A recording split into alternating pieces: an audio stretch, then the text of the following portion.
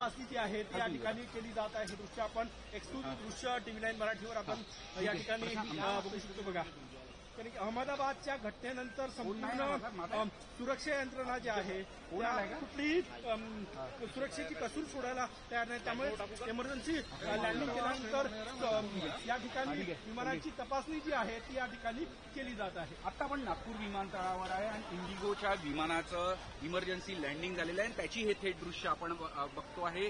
नागपूर विमानतळावर हे इंडिगोचं जे विमान आहे ते कोचीनवरून दिल्लीला जात होतं. दरम्यान तिथे धमकीचा फोन आला. त्यानंतर इमर्जन्सी लँडिंग या इंडिगो विमानाची नागपूर विमानतळावर करण्यात आली. आपण इथे बघू शकतो अग्निशमन दल असो, पोलीस असो किंवा बॉम्ब स्क्वॉड जो असो तो सगळा पोहोचलेला आहे. इथे तपासणी संपूर्ण सुरू आहे आणि त्याची हे थेट दृश्य आपण झी24 तासवर एक्सक्लुझिव्ह बघू शकतो.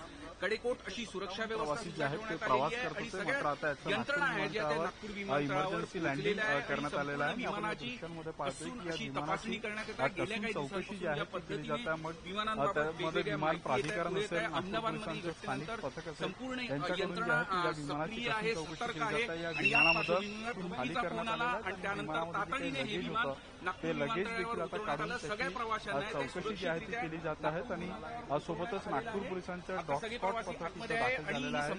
उपायुक्त दर्जाचे पोलीस अधिकारी दाखल झालेले आहेत. डॉग स्पॉट असून छानबीन जी आहे ती केली जात आहे. कारण त्यामुळे कुठलाही कसूर राहणार नाही या दृष्टीने जी आहे तपासणी या विमानाची केली जाते. सुमारे अर्धा तास झाला विमानाची तपासणी केली जात आहे. जर या विमानामध्ये बॉम्ब असेल तर कुठलीही घटना घडू नये यासाठी अग्निशमन दलाचे 3 बंब जे आहेत इथे दाखल झालेले आहेत आणि सशस्त्र पोलीस बल देखील आता विमानतळाच्या बाजूला तैनात करण्यात आलेला आहे. नागपूर विमानतळावरही पोलीस बंदोबस्त जो आहे तो त्या बाजूनं नेऊन जो आहे तो पार्क करण्यात आलेला आहे आणि तिथं या विमानाची आता जी आहे तपासणी केली जाते. त्यामुळे आता या तपासणीमध्ये या विमानात बॉम्ब आहे की नाही, या फेक कॉल होता, या सगळ्या गोष्टींची स्पष्टता थोड्या वेळात येईल. कारण 2 डॉग स्क्वॉड इथे दाखल झालेल्या पोलीस उपायुक्त दर्जाचे अधिकारी इथे दाखल झालेले आहेत आणि सीआरपीएफचं दाखल झालेलं आहे. त्यामुळे आता या सगळ्या विमानाची जी आहे तपासणी केली जाते आणि या तपासणीनंतर नेमकं यामध्ये बॉम्ब आहे की हा फेक कॉल होता विमानतळाच्या एका बाजूला पार्क करून जे आहे त्या विमानाची तपासणी केली जाते. चला ठीक आहे, बस झालं का? झालं का? 1 मिनिट सर, काही नाही झालो.